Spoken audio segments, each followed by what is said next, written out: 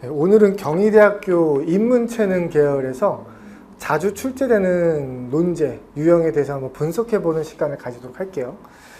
특히나 이제 지금 시점이 5월 초쯤인데 6월 달 초에 경희대학교 모의고사가 있잖아. 그때 이제 시험을 치르는 학생들은 한번 요번 TCC를 잘 보고 적용해서 분석을 한번 해보도록 하자. 일단 뭐 논제 분석이라고 하는 게 일단 일반적으로 이런 식으로 좀 자주 나오니까 우리가 이런 식으로 분석하고 대응을 하면은 조금 효율적일 것이다. 이런 식의 안내야. 그래서 구체적인 논제는 조금씩 다르게 나올 수 있으나 쌤이 이제 그래도 요런 TCC를 통해서 여러분한테 안내해 주려고 하는 그런 논제들은 좀 비슷한 형태를 좀 안정적으로 유지하는 그런 식의 문제들을 좀 뽑아서 좀 얘기를 해주려고 그래요. 그래서 이제 여기 인문체능 모의 혹은 기출에서 나올 때 1번 문제로 주로 나오는 거야. 그래서 한번 볼게. 논제가 지금 이렇게 나왔네. 제시문 가와 나의 내용을 요약하고 쉼표. 그리고 논지의 차이를 서술하시오. 그리고 600자에서 700자 이렇게 나왔어요. 600자, 700자 하면은 두 개 제시문을 정리하는 데는 조금 분량이 넉넉한 편인데 실제로 얘는 그냥 비교는 아니고 앞에 요약이 먼저 들어가 있죠. 특히나 봐봐. 가와 나의 내용을 요약하고 쉼표가 있어. 쉼표. 쉼표가 있으면 이거를 그냥 허투루 여기면 안 되고 가볍게 보면 안 되고 쉼표가 있으면 웬만하면은 쉼표 전반부에 있는 논제를 쉼표 후반부에 있는 논제보다 먼저 원고지에 배치를 시켜주는 게 좋습니다. 왜냐하면 채점 기준도 쉼표 이전에 있는 게 먼저 우선적으로 배치되어 있을 가능성이 되게 높아. 알겠지? 그러면은 일단은 무조건적으로 일단은 너네는 어떻게 대응하냐면은 가나를 요약하는 거 먼저 쓰는 거야. 그러니까 1문단은 가 요약을 쓰시고요. 2문단에는 나 요약을 쓰시는 거예요. 이렇게. 요약하는 거 먼저 하라고 시켰잖아. 그치? 그리고 나서 이제 3번에서 논지의 차이를 서술하시오라고 돼 있네. 그럼 차이 서술하라고 하면 우리가 보통 어떤 유형이라고 인식하죠? 비교잖아. 그치? 비교. 차이를 설명하라. 논지의 차이를 분석하라. 뭐 공통점과 차이점을 뭐 설명해봐라. 아니면 비교하라. 다 비슷한 맥락이죠. 그래서 비교야. 그럼 비교는 우리가 원래 어떤 식으로 했냐면은 공통점과 차이점을 비교는 공통점이랑 차이점을 분석한다. 이거는 사실상 모르는 사람이 어디가 있어. 그지? 다 알아요. 근데 우리가 이걸 좀 쪼개볼게. 공통점을 보통은 이제 두 가지 차원으로 쪼개서 봐. 하나는 화제 혹은 뭐 제재라고도 이제 부르는 그 논제를 관통하고 있는 테마야, 테마. 어떤 주요 소재, 즉 제재죠. 를 중심으로 논의가 펼쳐져 있는가를 우리가 공통점으로 짚어주고요. 그 다음에 화제와 관련된 어떤 특정한 구체적인 속성도 얘네가 제시문 가와 나가 공유하고 있다. 즉 교집합에 해당하는 부분이 명쾌하게 있다.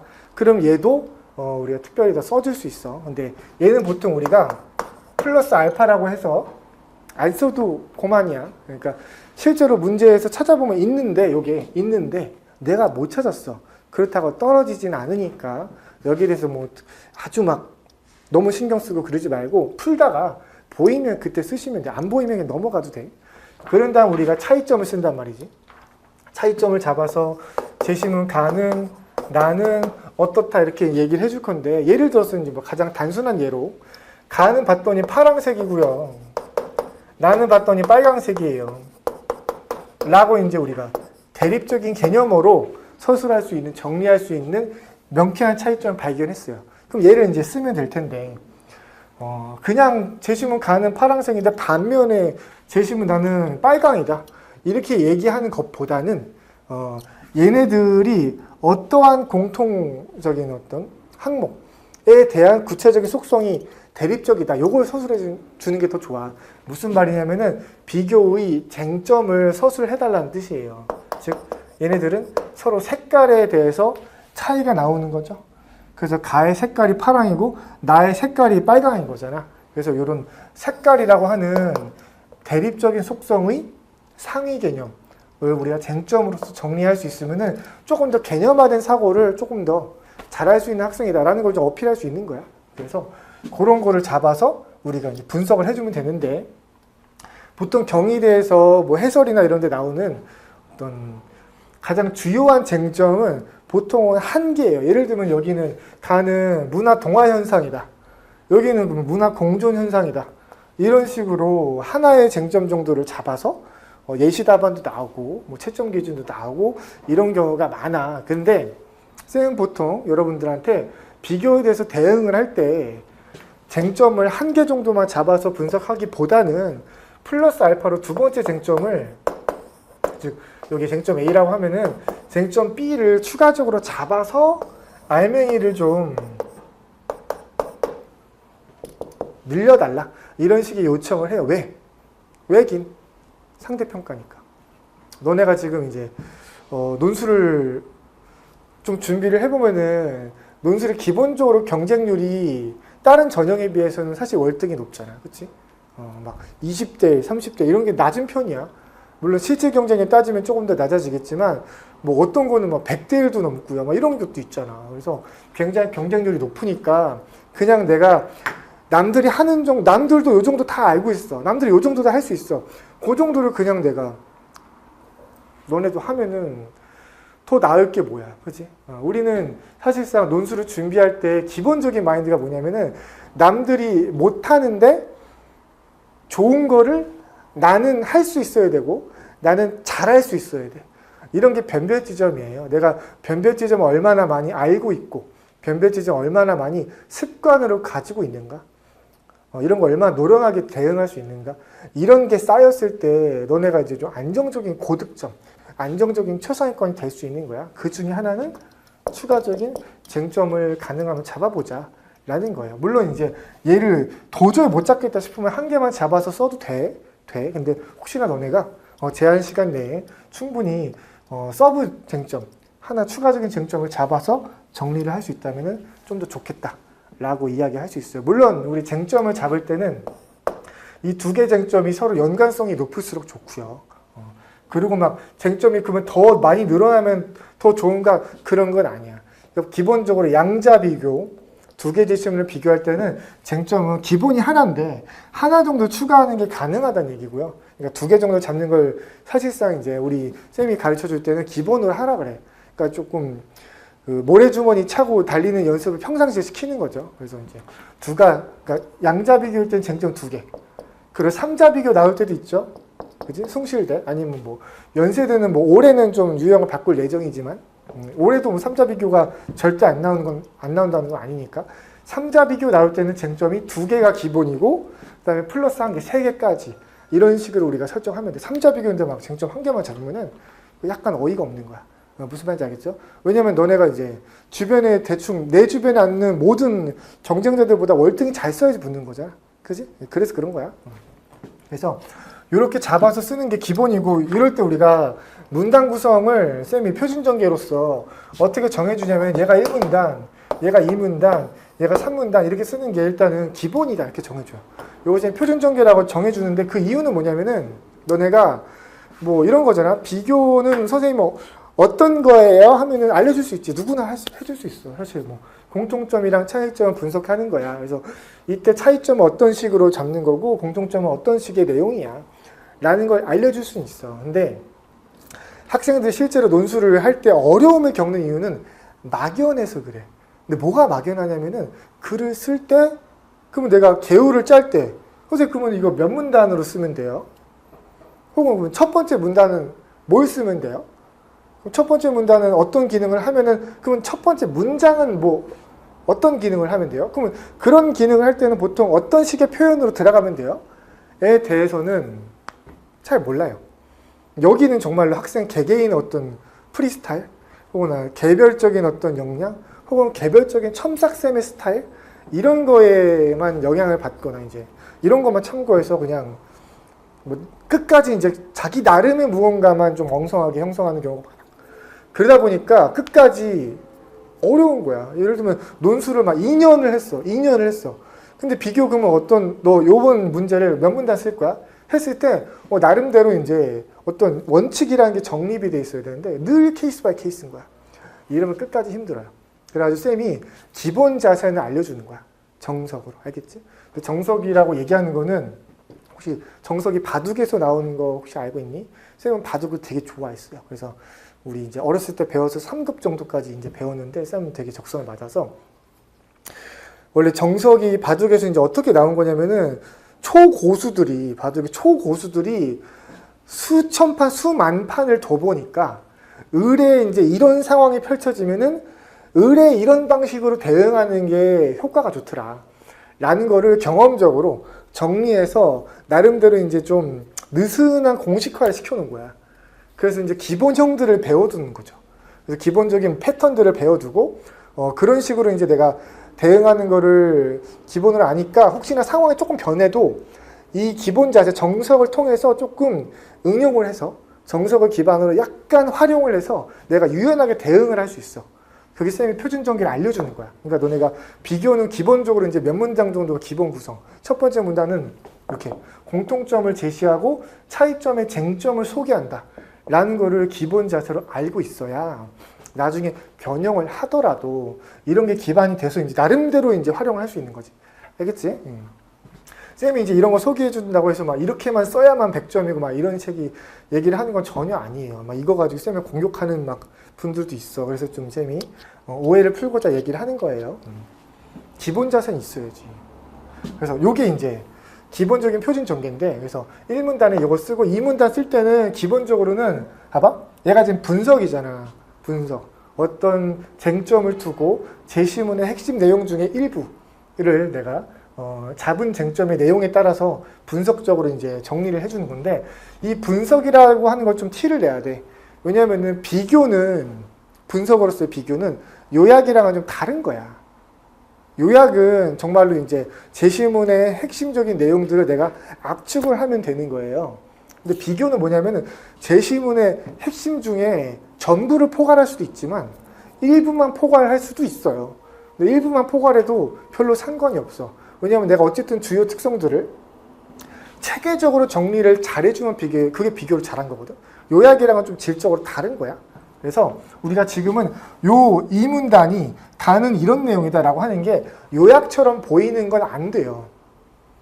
그러면 내가 비교를 시켰는데 얘는 그냥 나를 요약한 걸 나열을 했어. 요약 나열이야. 이러면은 그냥 바로 그냥 되게 안 좋은 평가를 받을 수 있어. 그래서 그 분석한 걸 티를 내야 돼. 티를 노골적으로. 그러니까 누가 채점자가 내 글을 그냥 쓱 보고 그냥 빠르게 넘기더라도 절대 요약은 아니군. 그냥 명백한 비교 분석을 했군. 이거를 알려줘야 돼. 글을 내면 노골적으로 제시문 가에 나타난 색깔이라고 하는 쟁점에 대한 핵심은 파랑이다. 그러니까 먼저 가에 나타난 색깔은 파랑이다. 라고 요거를 좀 노골적으로 약간 기계적이더라도 노골적으로 짚어주면서 핵심을 써주고 그 다음에 이거에 대해 이 파랑에 대해서 상수를 한번 써주고 즉 기본적으로 두 문장이죠. 한 칸에. 그 다음에 가에 여기 B는 뭐다 핵 써주고 그 다음에 상수를 한번 써주고 그러니까 두 문장이죠. 그래서 요 이 문단도 가에 대한 두 문장 총 4문장이 기본 세트인 거야. 물론 여기 분량이 늘어나? 그러면 좀 상수를 더해주고 분량이 되게 적어? 그러면 상수를 안 해주든지 아니면 여기 한 문장으로 처리하면 조금 풍성하게 해주든지 근데 분량이 너무 적어? 그럼 핵심만 쓰는 거지. 그런 식으로 유연하게 변형을 하면 돼. 무슨 말인지 알겠죠? 그래서 얘도 마찬가지로 여기는 먼저 가는 에 써주고 그다음에 반면에 나는 요 정도 기본 세팅으로 나는 A는 뭐고 빨강인데 어떻게 빨강 붉은죽죽하고요. 그 다음에 뭐 크기는 큰데 얼마나 크냐면 요 정도 커요. 라고 하는 걸 얘기를 해주면 돼. 이때 조금만 쌤이 욕심껏 설명해주자면은 이거 두 개는 달라야 돼. 일단 기본적으로 쟁점은 달라야 돼. 이게 너무 같은 거를 해버리면 안 돼요. 그럼 무의미한 거야. 그리고 다르면서도 연동성이 있는 게 좋아. 알겠지? 여기까지 얘기할게. 우리 TCC니까 너무 길어지면 또 이제 짜증나잖아. 그지? 요게 이제 기본 세팅이야. 그래서 우리가 가나를 어쨌든 차이를 설명을 하라 했으니까 그냥 얘를 그냥 여기다가 쓱 가져오면은 될까 싶지만 그렇지가 않아. 왜냐면은 여기 봐봐. 가에 대한 핵상, 나에 대한 핵상을 그대로 가져오면은 얘랑 내용적으로 중복이 생겨요. 그러면 안 되잖아. 내용 중복은 피해야 돼. 동일한 내용이 동일한 차원에서 동일한 층위로 한 글에 2번 들어간다? 안 돼. 안 돼. 최소한 뭐 핵사으로 들어간다든지 뭔가 달라야 돼. 근데 지금 얘는 가에 대한 구체적인 어떤 썰이고, 여기도 구체적인 썰이고 이렇게 됐는데 겹치잖아. 그러니까 얘는 쓰기가 힘든 거야. 힘든 거야. 근데 어쨌든 차이 분석은 해야 돼. 차이 분석은 해야 돼. 그럼 뭘 가져와? 얘만 일단 가져와. 얘만 가져와. 그래서 봐봐. 가를 요약해보고 나를 요약해봤더니 요약하고 먼저 시켰잖아. 그러니까 기본적으로 이제 요약하고 그랬더니 얘를 정리해보면은 이렇게 되는 거야.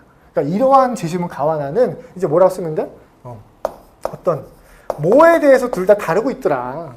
내가 요약하고 나니까. 그리고 이제 두 개 공통점이 뭐 이런 건 있던데 라고 이제 써주는 거는 있으면 써줘 아니면 말고. 근데 이런 거는 이런 화지 안에서 어떤 쟁점이 있더라. 뭐에 대해서는 다르던데? 이 얘기 해주는 거야.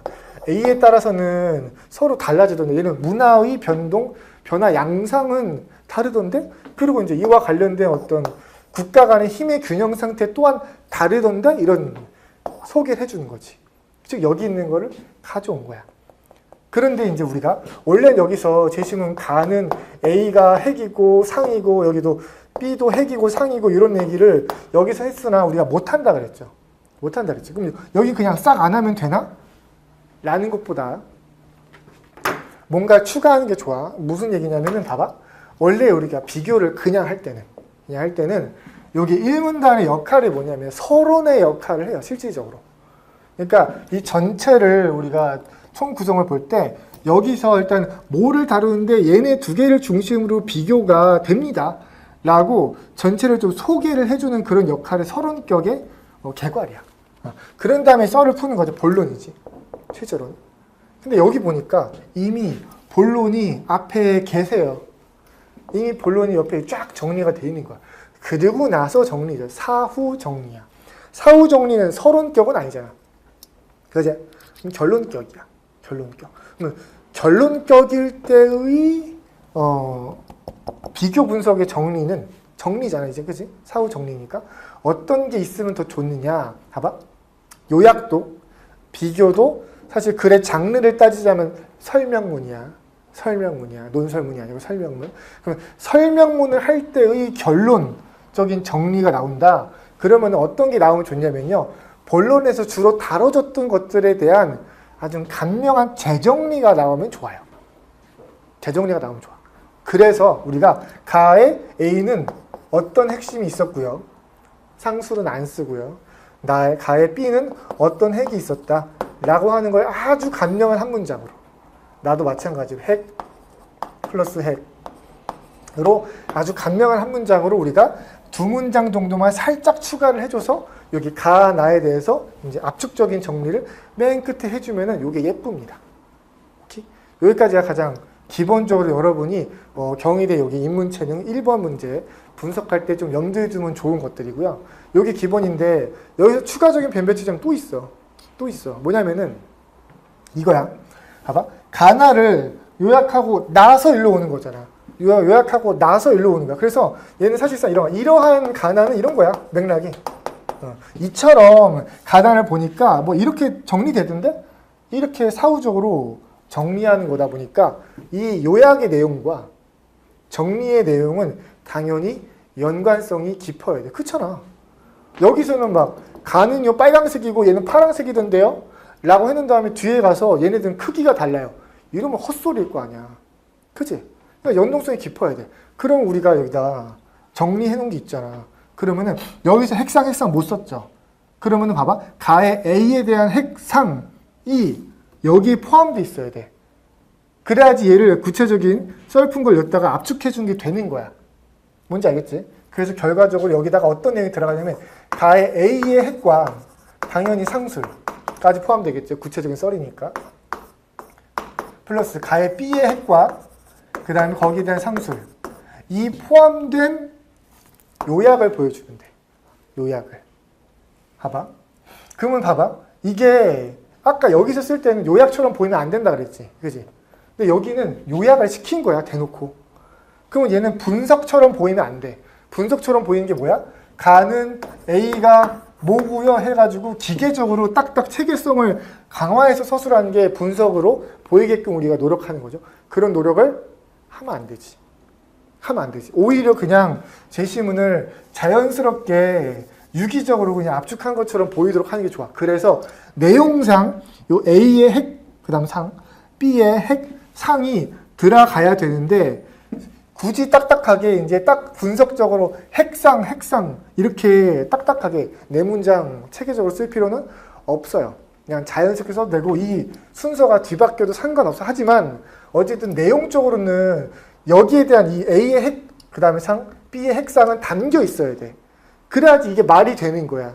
요약하고 났더니 이렇게 정리된다. 이렇게 하는 게 말이 되는 거야. 무슨 말인지 알겠죠? 그래서 여기도 마찬가지야.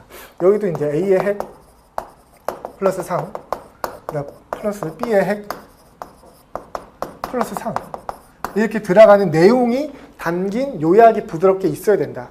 알겠죠? 물론 여기 들어간 내용이 원래 비교할 때 쓰는 것처럼 딱딱하게 들어가는 건 아니야. 오히려 안 그래야 되는 거야. 알겠지? 여기까지가 우리가 마지막까지 볼 수 있는 변대 지점들이야. 사실 이제 파이널 강의라면 여기 이제 논제 분석을 진하게 했으니까 이제 이런 구성에 맞춰서 실제로 문제 풀로 들어가는 걸 하겠지만 우리 TCC잖아. 그래서 쌤이 여러분들이 어떤 도구를 유용한 도구들 예를 들면 표준 전개 혹은 논제 분석, 논제의 개념 같은 도구들을 좀 유용하게 익혀서 좀 숙달을 해놓으면은 전형적으로 나오는 문제들에 대해서 좀 남들보다 노련한 그런 식의 뭐랄까 힌트 혹은 안내 가이드 같은 것들을 좀 이해하고 조금 숙달을 한 다음에 문제풀로 들어가고 실전에 참여한다면은 훨씬 더 좀 효율성 있게 글을 쓸 수 있지 않을까? 라는 생각이 들어서 여러분들한테 이런 거 좀 소개해 주려고 이제 좀 찍는 거야. 그래서 논제 분석이라고 하는 걸로 쌤이 좀 몇 개를 더 찍으려고 그래요. 그래서 여러분들 이런 걸 보고 아, 저런 식으로는 좀 써볼 수 있구나라는 거를 생각해 본 다음에 요거 맞춰서 한번 연습을 해보고 분석을 좀 해보고 그 시험도 풀어보고 했으면 좋겠다 이런 생각이 들어. 알겠죠? 그래서 일단은 오늘은 여기까지 하고요. 또 쌤이 또 다른 문제를 가지고 또 좋은 분석 가지고 다시 한번 돌아오도록 할게요. 네, 수고 많았습니다.